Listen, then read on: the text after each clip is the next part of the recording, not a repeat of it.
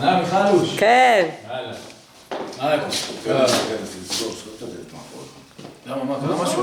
סגור את הדלת, אומרים לך סגור את הדלת, סגור את הדלת. ניסים, תדע לך, אתה חייב לתפוס את עצמך בידיים. אני?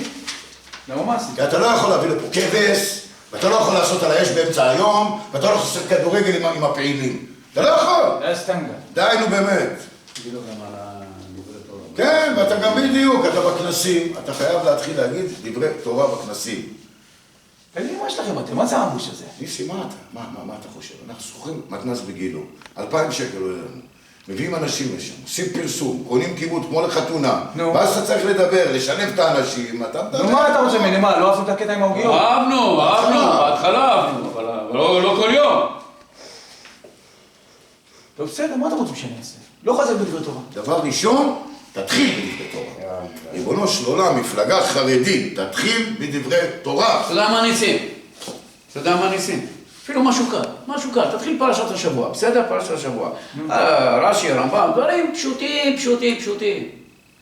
בסדר, יש לך דוגמה? תביא דוגמה, אני אנסה. מה אתה רוצה שאני אגיד לך? יש לך משהו בשלום? כן, תן לך דוגמה. מוריי ורבותיי, בפרשת השבוע, פרשת לך לך, הרמב"ם, שטבח שמו שואל קושייה, מפורסמת. אחרי זה אתה עומד הרמב"ם כמה שהוא לא בזה, תקטן. יש 2-3 נקודות כאלה, ואתה... העיקר, פעם שלם, מוריי ורבותיי, רמב"ן על פרשת שבוע, זה גאוני. בסדר. אתה מבין? אנחנו מסכים לי כמה נקודות כאלה. הוא יסכם לך. סכם. אני אסכם לך. הוא יבין? מצוין, תקשיב.